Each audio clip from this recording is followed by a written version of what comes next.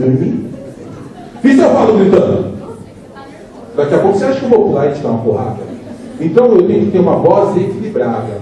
Uma voz que consiga se encaixar para o tamanho do público ao qual eu estou falando.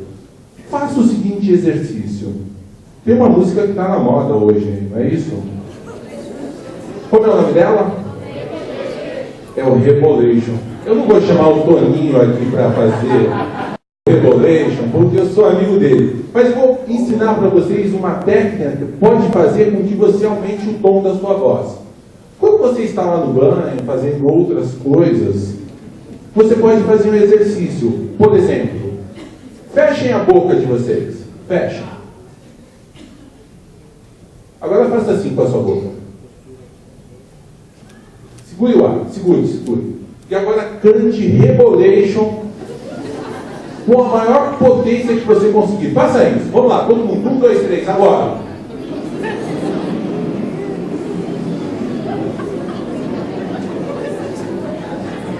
Alguns ali estão rebolando. Não precisa.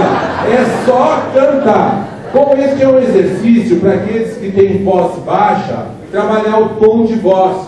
Pratique isso. Isso vai ajudar a explodir as suas cordas vocais. E aqueles que têm a voz um pouquinho baixa, eles conseguem trabalhar e elevar o tom da voz. Voz também é importante. Então, no falar, eu preciso ter voz, preciso ter postura.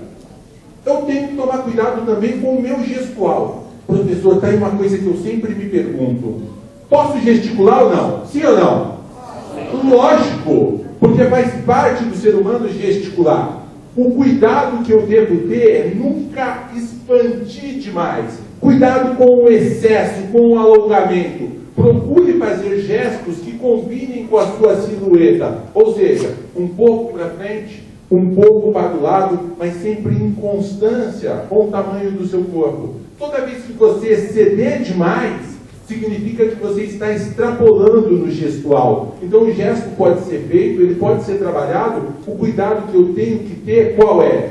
Não expandir demais, para não parecer que eu estou tenso, nervoso ou agressivo. Um outro detalhe importante, vestimento. Nós já comentamos agora há pouco, eu tenho que ter uma postura adequada. Se eu vou falar para o público, terno, gravata, uma composição adequada. Isso é preponderante. Professor, que tal aquela barriguinha de fora? É uma opção sua que eu respeito. E por último, mas não menos importante, conhecimento. Jamais subestime a capacidade do seu público. É importante que você estude o tema, conheça o tema e se aprofunde no tema, para não correr o risco de vir aqui e falar bobagem, para falar algo que você não sabe, ou que você não conhece, ou que conhece superficialmente. Elementos da comunicação. Comunicação, por um lado, tem o emissor, aquele que emite a mensagem. Eu utilizo para me comunicar um determinado canal, usar papel, e do outro lado eu tenho o meu receptor, aquele que recebe a minha mensagem. Então é importantíssimo para o palestrante sempre identificar se o canal que ele está utilizando está em sintonia com o seu público. Vamos fazer um exercício. Só para os homens. Só para os homens. Que cor que deve ser a meia? Não ouvi. Muito bem. Para as meninas. Mulheres e pelos? Bacana. Essa é uma técnica de identificação que você utiliza para verificar o quanto o seu público está entendendo aquilo que você falou. Então é importante, dentro de uma fala, você sempre dialogar com o seu público e buscar feedback.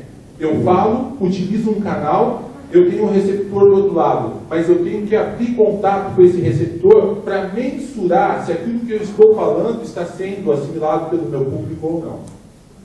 Dicas de como falar melhor. Chegamos aqui no meio da nossa fala, já se encaminhando para o final, onde eu daria algumas dicas que são importantes para todo bom comunicador. Primeiro, o corpo fala. Ô professor, o corpo fala porque tem boca. Não, filho. O corpo fala é que por meio das nossas expressões, nós damos significado àquilo que pensamos e muitas vezes não verbalizamos. Se eu estou com o braço cruzado, o que significa? Não, filho. Eu estou fechado. Não, frio é esse. Eu também não é. tendência. Mas se eu estou falando para um público e eu estou de braços fechados, significa que eu estou fechado para o público, para o meu interlocutor. Então é importante mensurar e avaliar que os meus gestuais contribuem para a minha performance no ato de falar. Um outro dado importante.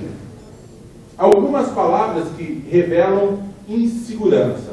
Talvez, quem sabe, aliás, parece ser, pode ser, viu. Revelam que você, como palestrante, não está seguro acerca do que você fala. Professor, eu acho, você não acha nada. Você, como palestrante, tem que ter certeza. Eu, como professor, quando estou em sala de aula, não acho. Eu tenho certeza, por isso eu sou mestre. Por isso, naquele instante, eu sou emissor do conhecimento. Então, eu tenho que tomar cuidado com algumas coisas que eu falo. Imagina você estar falando com o presidente da sua empresa, uma reunião de budget, planejamento estratégico da sua companhia, e você fala, olha, eu não tenho certeza. Ele fala, filho, passa no RH, você está demitido.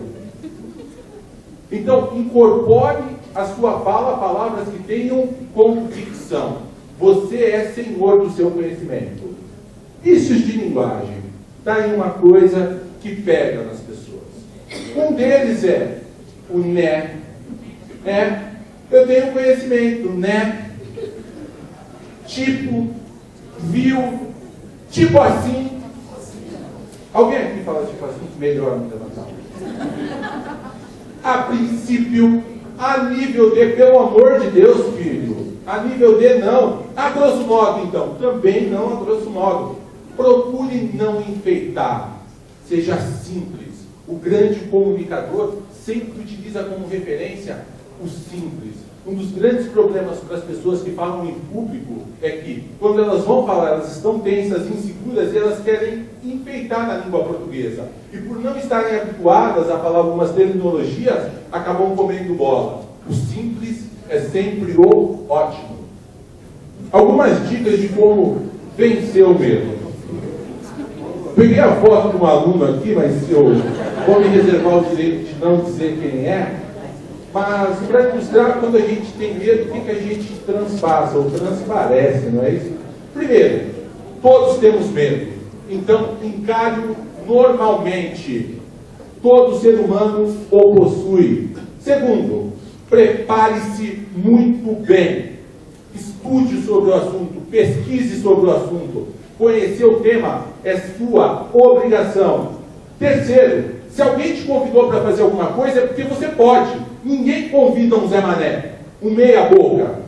Quem não tem informação, que não tem conhecimento, que não tem credibilidade. Então, se alguém está te convidando para alguma coisa, aceite o